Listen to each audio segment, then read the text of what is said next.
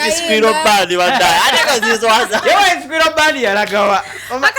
White Squirrel Band wadai. White Squirrel Band yagwamwe nawe ekabana yatulemesa negwa. Batu itawe nipiyemba kuchifuru. Ngabana netulemesa band negwa. Netuimukola revival. Yekiri ntinzeya yajikulira. Kulembeze ina byogobeyo. So inga bayimbi bapya wetu bali bakobeyo tubagabana naye. Ladies and gentlemen, Betty MC is in the building. Oh, yes. Ya Kamala Oko proposing a week, 1 or 2 weeks ago. Yachikwasakaniza tugenda kuwayawo ya muko. Is sometimes abuza abanga comedian na nabanga omuyimbi. So no tugenda kutegera watufu ya. So kana akole ngombo ya professor eyo we yagwa. Kati yazako chi. I want to shout out to my boy Shannon Stewart, the radio boy. Musajja wange kwali atota brebeni wagwa. Tewali chechagwa. Mugezi dara. Kubyo nabenna piche chagwa music. Gwe yagwa oba kalike weta kekagwa. Akaliwa. Erina walijjako. Ati kati olaba ekijja kucha professor tuba tugenze mu content. Oba bado following content wange okuvanze bwe najoyirenga TikTok mbadde nzija nkyusa. Na ina concept ya natandika ne concept ya toli mwavu mtego gwe mwavu. Muzeyi Nsubuga yalina amajana. Ku majiga nana ali akejjirimu abafe. Ejjiri ne limu lye yalya fumbe oba yalya siika. Kadem toli mwavu. Mutwego gwe mwavu. Kadem yalina amajameka. Yalina amajana. Ku majiga nana nali akejjirimu. Abafe. Ejjiri ne limu lye yalya siike oba yalya fumbe. Answer ichi. Toli mwavu. Ati vambu. Toli mwavu bakuye. Ogamba toli mwavu mtego gwe mwavu. So eyo concept ginatandika nayo. Nenkola entanda nagikolanga ne bomboka. Ne bomboka. Ya bomboka yalagawo. Ne Rasta Pasta wali akola. Then nendeta professor. So nze nkola nkyusa concept. Okay. Sibera ku concept emu. Kati kiri wonti. Bomboka nelinyo walisalawo balikere bolekeze oba yajja nelinyo already. Bomboka ate kati yatandika dikola mu content wa bomboka. Nefe nga tukola naye yalinga Davo omugeye. We nakoliranga entanda. Ngamba babuza ebibuzo. Okitegeera. So we yatandika bomboka na kuba e concept ye. Kati naye sinzo mutunda. So fe mu content tuba wetu nti zilinga nyimba kufe. Ntizia nekola concept eno nekwata. Nenkoleddako. So bude buno nyina kyenfumba. Chechiri ku content tuwojanga chikutebukwase kisima mats ujja kuba concept emu tukwerabire kyobula muri wabajanga tebyetegese nzinze buli omu yali akuba muzeeyika wato nali nkimanye sawa yonna akawato kagenda kugwa kitegeera kati agenda kukoba nga anyenya kisige tumuyite muzeeyika sige so muri bakasuka wato this Jamaican lady when she came Spice yajja n'obuzina bwe nga bwajja bwage ebintu bingi bayira wendo omuntu wogwa akantu bagala concept yeah. So ebintu bichuka so it's important to always have something new. Okay. Unakuwa kitu kipya ukitegeera ate nga yali asinga okuwa manyi. That's why I wanted to ask, you know, so when you're brainstorming and coming up with this content, you know, obuntu oboleeta obwo obeerako n'ebiro n'ebisano gama tino kati kaneeno ka professor ekinene nnyo we kagende nnyo nga kannemeddeko nga bayidde omwaka gumu by the next year n'okuba nga ndisewo ekirala oba n'egundi bwekyo oba just ogamba signs zinandaga concept yonna wano mu Uganda gibalira omwaka gumu okola wano mu Uganda okwelanga weddeyo naddala ng'okola local content nga ffe gwe tukola nti nkola Luganda mwena lwe muwulira kuba ngenda kuleeta professor ngamba nti obadde okimanyi nti singa osangibwa ng'otudde n'omala n'oyimirira n'okwata akatebe ako n'okalinnyako obadde okimanyi nti essaawa eyo oba oyimiridde katebe ka student wange najja n'agamba professor obijjawa kakigenda kunyumira abantu ebbanga lino lyonna erisooka era egenda okufuuka eŋŋombo ti professor we yali yakajja walabanga everywhere ne mu parliament ng'obawulira obijjawa nga kiri buli wamu ekigambo obijjawa okitegeera batuka ne bakimanyiira nga tekikyali kipya mu matu gaabwe tulina okuleeta ekipya so wano mu Uganda concept giwo omwaka gumu nga okuba eno fumba endala oyogedde ku concept yeyo ne people who come up ne bakola content mu local language omanyi nga batejjawa abaana jajjawa abaana Kofi Samuels ayagala nnyo okutontoma okubuza ebibuuzo anyway. Yeah, I think. I want to know how you as you as Benny MC, how different are you from him? How do you plan your year ahead? How do I plan my year ahead?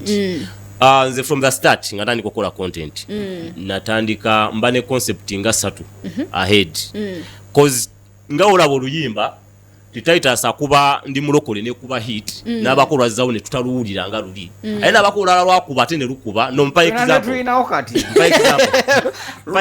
kitegera so concept za content yalinga music tinja kuba toli mwavu mukalize mukama yanyamba first concept yakwatirawo kitegera nenziza kawe endala yali yantanda nga ndese babomboka badavo nayo nanyamba mukama nekola ki nekwata era obomboka batandikira kola ki okuyimuka nembako byenazaawo nga tunafa twevumanga nsi nga bantu babiraba nenga tebibakwata attention nga tobikola kyoyagala so ngoma kino tekigenda kukola nze concept njiwa video 10 wenkola video 10 nga tenakwata video 10 oyogera mu bbanga ki mu mwezi no kati nze wiki ntekayo video 3 nemba nakatandika concept ntekayo buli lunaku tomanya eriwe kwata yeah so bakatandika concept ino bawa buli lunaku bagitegeere bakwate kata osobola okutandika okwewamwe ebbanga no kati kamba oluvannyuma wentekayo leero Tuesday ngenda kuddamu kuteekayo Wednesday zeyo muteekayo Friday naye obanga ogitandika olina okuba wa rapid okitegeera kuba kipya nti video TikTok gye tusinga okukolerako engeri gyekolamu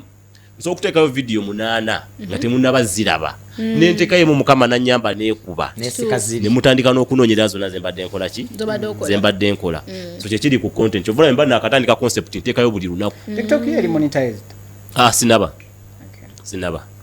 sinaba but I think sobola kikolako obudde buno nenkituukiriza era byembadde ndowooza but for now mbadde sinaba. This kind of content you are doing at a point do you regret okulabika nga wagenda mu ssomero kubana obanga you're creative enough do you regret no gamba mama yayina school fees nga twali zikiza challenge area mbutata ali aloza oyera mu dokita I think sobola kujjusa genda ku ssomero cause fina twetaaga okuba abayivu okubugumizibwako singa sagenda ku ssomero singa sobola kusingana nenkugamba Mats oyagala nkolere obudde buno jako example nkola ne URA mpushinga baba ne campaign ezimu mbadde ku tax waiver so omusajja agenda kuyita mu office Mr. Karumba Robert head of communications ayogera luzungu tomanyi wogenda mu biringa okitegeera so okusoma kuno kuyina ebintu byekutujja mu bingi meeting omusajja nangamba halo nga musajja asinga emyaka nga 2 nemugamba how are you sir my name is Benny MC frankly no yimirira noyogera naye nomusaba sente zoyagala nga totidde otherwise ebiseera ebisingo gya kusanga oluzungu lugenda kutawanya okyo okwogera mu bantu essomero litujjamu ebintu bingi kitegeera so nze omuntu yenna woba ogenda kufuna degree genda ogifune this is talent nze kusomero nali information prefect nga nsoma mawulire nali nkimanyi ndifane nali nkimanyi nsobola okusesa abantu kozi nze ku ssomero nali nga nsinga ne HM amanyi okijja ku assembly nga byemu abalinze nze oyina command nene infomagenda tuwakireero kitegeera so ekyo nali nkimanyi ndifane wazinasesanga essomero lyonna ate nga zinaba kubiyigako nti oba mmanyi okuwandika amawulire oba mmanyi okuwandika concept kozi nze amawulire gange nakwatanga ekintu ekibaddeyo ku ssomero nenfuna engeri gye nkifulamu fane era nga nze paati yange yakusesa abaana ku ssomero simbu mawulire nga bwe gabaddewo but to make sure nfuna concept esesa abaana that is what I used to that school so nze nzikiriza nti buli omu yeetaaga okusoma maani talent yaba talent era tulina ebya byetukola bwe tujja ssente no mu content then ng'ogenda olwaninga business zo okitegeera so tosobola bikola tosobola obanga tewasoma nnyo oluusi mubaamu ababa n'amagezi naturally ngasobola okulwaninga business oba teyasoma nnyo naye ojja musanga nga alina wagenda okugenda agamba amats mwana jangu ojja kwetaaga omuntu amanyi oluzungu akole ki anzivuunulire kati ezo mats azimuggyeko naye nga teyandikoze eki so buli omu asome mani bookings mu industry yamwe ziyimiridde kitya comedians because we saw something Cotilda did something just of recent her show yes ku National Theatre kati apart from those that you know Benny MC presents or something like that mufunawo ku bookings endala zijja okay nja kwogerako mu stand up katono kuba I used to do stand up comedy obudde buno sikyakola because sikyakola stand up comedy kubanga to me nakizibula nga content yansingidde ekitegeera because content nsobola okukwata nsobola okukola akalango kamu nenkwata nsobola okugamba nti ngenda kukolera omuntu omu nenkwata million 2 okitegeera n'okolera omuntu omu n'okwata million 8 mu content. So to me content is better than stand up comedy. Nyerebe saafuna mu stand up byenda byo mu content samanyi nengateeka ku content. Bookings mu stand up comedy zibaawo n'obudde buno platforms ntono mu Uganda nti comedy show ezisinga okubeeza amaanyi like ebeerawo nti every week ojja gisanga ng'eri mu bbaala balina content owaabwe tujja kusanga omuntu nga Kutilda ng'ebyaddala tasobola kubayo every week toyo bakomediani bayo abasobolayo so nekikifuula nti bookings ntono nnyo kyovula buli mwana ayagala yekolere show wano Uganda stand up comedy show of which business wise kiba tekikola nnyo sense kuba ogenda kukola show mu mwezi gw'okutaano abantu ino bawamuko ku space obadde munga mu November so sente zokoze mu gw'okutaano wano zigenda ku sustaininga paka November. So to me business wise stand up comedy kunze yali takola nnyo sense nze ng'omuntu nenkola ki but I'm sure abana bafuna gigi abazifuna abasobola okuperforminga amabala bagane baperforminga we batwe babeerawo. We have people like Full Figure that are very proud of chiche bali you know nga ye oluzungu bayogide lwabitege atukozesayo nga content atukoza it draws me back to chiri kinakubuze cha about okwegisoba ogena ko musumiro no gamba no of course obo kubanga onyumizaako so should we take it that at a point beginner to kanga nga we are used of that kind of content okubi oluzungu olwembo gonga nga it's no longer funny anymore. I think eba kiba ku character ya muntu kina we kiri nti omusirusiru ali confident asobola okusinga omuntu omugezi yetya kasitoba nga oli confident okitegeera sagala mugambe nti mvumye Full Figure banaite mundetira bizibu but I'm giving an example nti nsobola okubanga nze ndi sharp naye nga netya nusanga kigayi nga tikina nnyo bwongo ninga kyogera kitu kya commission ibunga commissioner mugambo otya badesa mpaka limuzenja kakola yeti nze commissioner nja mulaba ndi mugezi nsobola okukola content nsobola okukola buli kimu naye nga ntyana okumutuukirira sekyo nakyo kibaawo abantu abamu babazala ne confidence tijajja kujja kuba embogoye ku TV tomubuulira ebyo ate kati yasalawo bwe bulamu bwakimanyi kwalya saliwiringa okukola kyonna kyakoze eki kyayagadde okulaba nti ayisaawo ekiki so abantu bwe batalabo mwebali confidence nayo nnungi so ne woosoma otya naye nga toli confident kyova olaba ennaku zino njagala nnyo abaana kye bakola mu masomero kyendaba amasomero nti kati abaana banyumya n'abasomesa nga tewaliwo nnyo ffe gyetwabanga naye omusomesa omulengereri nga obudde buno abaana tomalaga mu kubakuba ebyo ajja nayogera n'omusomesa ng'olaba ali free sabaana bagenda okuva mu ssomero talina muntu bagenda kusanga atye kyobalaba nze ngamba nnyo abantu nti empisa ffe mu kyalo e Masaka batuyigiriza nnyingi mala kutuuka Kampala neera bagezi mutezeetagisnetandiko zijjako otherwise batuyigiriza olusa empisa nyingi nnyo we omuntu mukulu fukamira biki kati ogenda okutuuka eno olaba omuntu gweyandibadde oyogera naye ofuna omulimu naye ng'otya n'okumutuukirira omutuuka kw'oyogera okankana n'alaba nga toli confident kubanga abantu abasomye abali sharp ayagala laba omuntu ng'ali confident. So normally when we look at content creators we look at the successful bit of it te byangu oshitega bakifunyemu sente what are some of the challenges zemu facing amwe ngaba content creators? Content creation in Uganda, first of all, platforms ezisinga tutunda nga TikTok tezisasula. Okitegeera singa tubadde ntukuba nnyo YouTube twandigambye nti we are getting money but right now okusinga fena tuli mu kubuuka kati tutandike YouTube kuba amanyi tugatadde ku TikTok naye tetusasula etuwadde of course visibility content yatambula engeri gye tukifulamu obudde buno yokka nti oze nompa akalango nongamba BNMC I want you to be the brand ambassador of my business sumo campus beti nempita mbere influencer wetufuna sente so challenges zetuyina nti wobanga concept yegenze gwamu amanyi nja ku example like professor obudde buno sifuna gigi nyingi ngaze nali nfuna omwako guwedde because concept yegenze kola ki so kati nyina okuddamu n'enjiya nendeta ekipya kati obudde wobanga oli ku peak nga gwali mu bakuba weeramule kuba bajja zikuwa okitegeera kati bwogenda okukakkana bamugezi obenga you have been investing wadene avenues ezenjawulo ate nga oli mu kola eno nonya ekiddako ngabe government zemane concept 3 ahead wengeze seno neta kulana engese ne trust me mujja kukola okitegeera nebina abantu bapita professor bapita ko muzeyi nsubuga ngale professor tebalimanyi ne bapita ko musoyisoyi bapita professor so concept edajingiro okuleeta wojja kuyita ebango demo okundaba nga tebapita kirala yeah so content yagwako mangu then omulimu okugufuna ina kugufuna nga gwaliko so we tandika okukamu I don't know Christian side of the story because we have always known you as a Christian comedy thing. So, side your feedings out. Are you still in church? Are you still doing church comedy? Ngawe nagambye mu church nalina show ngabajita Christ Fan Comedy Show. Thank God I think weyogera ku Christian comedian yena mu Uganda obudde buno. Christ Fan yamuleta ekyo kyabadiza mukama. Teacher Salfa from scratch that performing ku stage tamay na Christian comedy. That is before Church Loves. Church Loves is El Shaddai. Already nali enkoze. Oh, okay. So ba Christian comedian mudasirwe iwo abasinga bonna bolaba. Christ Fan yabaleta. So nakikola okumala ebbanga nayenze ng'omuntu ninabe natukako ne ngamba you know what I can't move on. Okay. So bula kyongerayo nechigala yatuka nga teba support so wachigalira ddala tewachiga bantu basho namba we tutandika Christ Fan ejja kuba so namba tutandika kumenya Christ Fan atobudde bugenda. Congratulations sebo. Thank you sir. Kati ebanga na obadde obeerawo otya abannange omwana obadde ng'omulaba nga emmere agirya waabwe ng'asulawo oba abadde nga ajja kuwoza ngoye ku weekend oba omulaba mu comedy n'ogamba ebiro biridda you know mwana wuyo yakigadde ladies and gentlemen Benny MC naye omwana bambi watukiikiridde bulungi kala yeyo kati labayo